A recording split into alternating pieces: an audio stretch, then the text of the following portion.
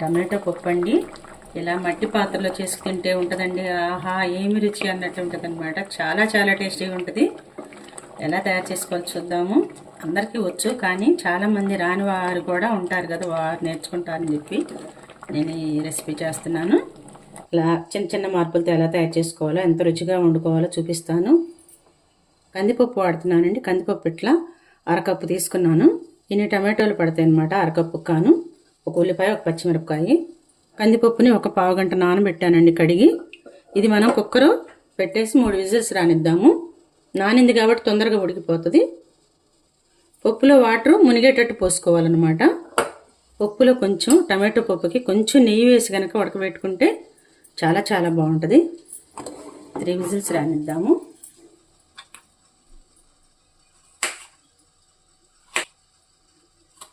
బారుగా కూడా చీలికలుగా కూడా కోసుకుని పెట్టుకోవచ్చు అండి, ఏం కాదు. ఎలా అయినా కట్ చేసుకోవచ్చు పప్పులో వేసేవి. టమాటోలు ఇలా కట్ చేసి పక్కన పెట్టుకుందామండి. ఇలా అన్నీ కూడా కట్ చేసి పెట్టుకోవాలి. నెయ్యిలో కూర వండితే చాలా చాలా బాగుంటుంది. మట్టి పాత్రలో వండుకుందాము. నెయ్యి వేస్తే చాలా టేస్ట్గా ఉంటుంది పప్పు కూర. 2-3 స్పూన్లు వేసానండి నెయ్యి. అన్నీ వేగాలి కదా మనకి. ఇలా 4 వెల్లుల్లిపాయలు పెద్దవే అనమాట. కొంచెం జీలకర్ర తాలింపు వేసేటప్పుడు వేసుకుందాము. పచ్చిగా దంచుకుంటే చాలు. ఇలా దంచుకుంటే చాలండి. తాలింపు వేసుకుందాము. కాస్తంత శనగపప్పు, పప్పు, ఆవాలండి, కాస్తంత పసుపు, కొంచెం ఇంగువ, 2 ఎండుమిర్చి, కాస్తంత కరివేపాకు, చిటికెడు మెంతిపొడి. ఇలా మెంతిపొడి రెడీగా ఉంటే ఇలా వేసుకోవచ్చు. చక్కాయలు వేసేసుకుందాము. బాగా చీలికలైనా వేసుకోవచ్చు, ఎలా అయినా కట్ చేసుకోవచ్చు. పప్పు ఒక్కటి మనం కుక్కర్లో ఉడకబెట్టాము, ఎందుకంటే పప్పు చాలా లేట్ పడుతుంది. అటువంటి వెల్లుల్లిపాయ, జీలకర్ర కూడా వేసేసుకుందాం దీంట్లో. తాలింపు తర్వాత అయినా వేసుకోవచ్చు, ఇప్పుడైనా వేసుకోవచ్చు. ఇప్పుడు పులిపోయినప్పటికండి టమాటోలు, చింతపండు కొంచెం ఇంత వేసుకుంటే బాగుంటుంది. ఇంత సరిపోతుందండి, కొంచెం సరిపోతుంది. ఇప్పుడు టమాటోలు కూడా వేసేసుకుందాము, కలుపుకుందాము.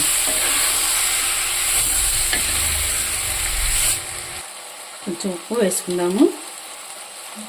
1.5 స్పూన్ పడుతుంది ఉప్పు.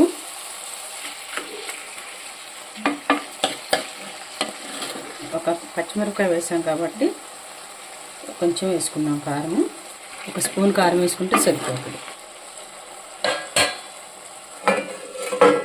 చింతపండు కొంచెం ఇలాగా ఈ పిప్పి లేకుండా మనం రసం తీసుకుని పోసేసుకుందాము. కొంచెం సరిపోతుంది, ఎందుకంటే టమాటోలు ఎక్కువ పులుపు ఉంటుంది.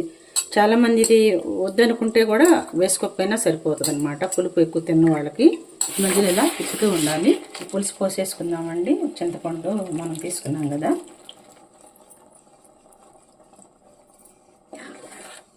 కొంచెం ఒక 2-3-4 మినిట్స్ ఉడకనిద్దాము దీన్ని.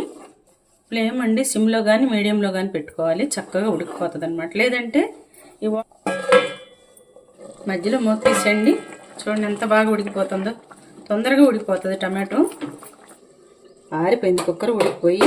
దీంట్లో ఉన్నటువంటి వాటర్ అండి ఇలా ఒక గిన్నెలో పోసేసుకుని, ఎప్పుడైనా వాటర్ ఉందనుకోండి పప్పు మెదగదు మనకి అంత.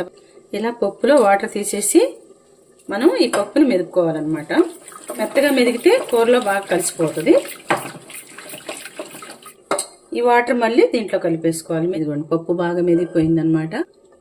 వాటర్ వేసేసుకుంటాం. ఒక్కసారి కలిపేద్దాము. చూడండి చాలా వరకు ఉడికిపోయింది కూర. చేసుకోవాలన్నమాట ఈ పప్పు. ఒకసారి కలిపుకుందాము.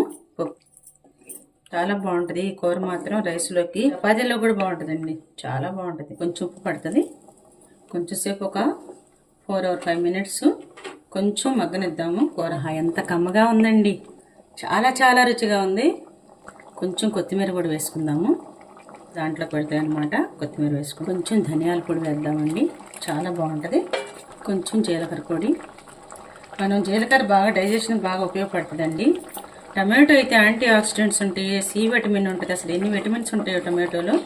రుచి కూడా అద్దరిపోయిందండి, అద్భుతంగా ఉంది.